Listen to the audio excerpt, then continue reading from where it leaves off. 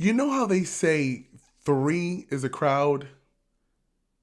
Well, this movie is definitely what they had in mind. Guys, back on the cinema scale, today we are taking a first look at Karate Kid Legends. The film is directed by Jonathan Entwistle. It stars Jackie Chan, Ralph Macchio, Ben Wang, and Ming Na Wen. The film focuses on the great nephew of Mr. Han, Li Fong, who moves from Beijing, China to New York. Well, while in New York, Li Fong develops a fast friendship with a pizzeria owner and his daughter Mia.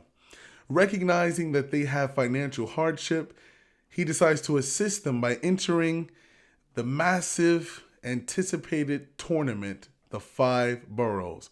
There he attempts to use the prize money to assist his newfound friends. I personally thought that Ben Wang in the role of Li Fong worked. He was a great performer. He's a real martial artist. He does real kung fu, and it's evident by his screen presence. I did appreciate some of those emotional moments that he went through as a character and how he brought those moments to life. But the reality is he didn't get much direction and he didn't get much plot to work with. It's kind of like Tobey Maguire in the Spider-Man movies. It wasn't that Tobey's not a good actor. They just gave him crap to work with. And that's where Ben Wang finds himself. This movie's supposed to be a continuation of Cobra Kai and the 2010 Karate Kid that starred Jackie Chan and Jaden Smith. And although that's supposed to be the case, this movie does none of that. In this film, his romantic interest is played by Sadie Stanley. She was Kim Possible in the Disney Channel original movie. And I gotta tell you, she's not the best actress. So I don't know why they decided to give this guy a romantic interest other than keeping up with the franchise and the predecessors, the movies that came before. That same theme, kid gets beat up, has a romantic interest, and murder, she wrote. There's always a kiss in the Karate Kid for whatever the reason. But this love interest was kind of boring and a bit tiring to the eyes. She wasn't really as believable as the female interest in the past. I really enjoyed Joshua Jackson as her father, Victor, though. He plays a reformed boxer, and in this movie, you can really see that the strong presence on screen. He doesn't get a lot of major screen time, but it's just enough for you to be able to connect with that part of his character and to be able to understand where he's coming from. And then there's some plot holes that centered around his character. So once you feel connected, there's just that loose moment of, wait a second, did I miss something here? But no, you didn't. They just didn't finish it. Now, Aramis Knight is our bully in this movie. He's the bad guy, as it were. I thought he had a stellar performance too. He really captured the rage that you would want to have in your villain in this movie. But he's also that smooth talking kind of person. So you can find yourself drawn to him in that way, maybe a little bit emotionally. But he still captures that element of manipulative and intimidating, but charming and also sweet at the same time when dealing with those moments in the film. I thought he worked really well. It was nice to see the action sequences as well. Mr. Han, Jackie Chan, and Ralph Macchio as Dan LaRusso. It worked. The karate scenes that they had, it worked. They were limited though because the movie's runtime is only 1 hour and 30 minutes. So I found that to be a little bit of a cheat.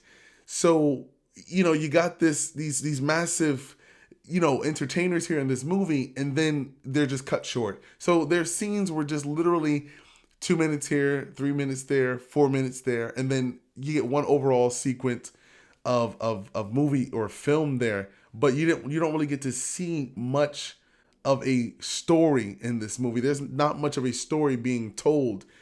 In the beginning of the movie, we get a snippet of Sensei Miyagi, and then throughout the film, you just get sequences.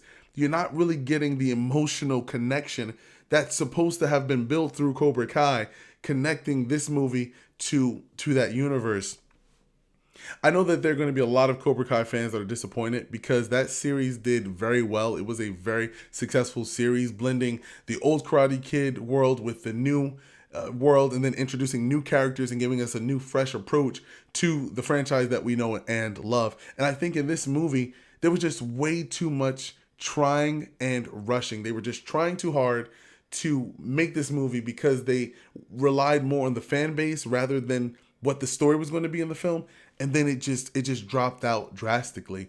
I mean, Jackie Chan is getting old, man. He's up in age, but he's still moving to the best of his abilities, but he did not have as much hands-on as he did in the 2010 film that he did with Jaden Smith. I will say that I did also enjoy how they dived into the differences between karate and kung fu. That was what the movie was supposed to be balanced on, trying to center those two different worlds and inculcate them into a new generation to pass on to future new generations. You know, it's kind of like a passing of the gauntlet kind of thing, but there had to be more development in order to make this particular movie work. So guys, that was Karate Kid Legends. I felt as though it was rushed, it was crammed, and there just was not enough story to keep you emotionally connected and invested. Let me know in the description box what you thought of this movie, and don't forget to hit that subscribe button because we are going through all movies all summer long on the Cinema Scale. We'll catch you guys on the next review.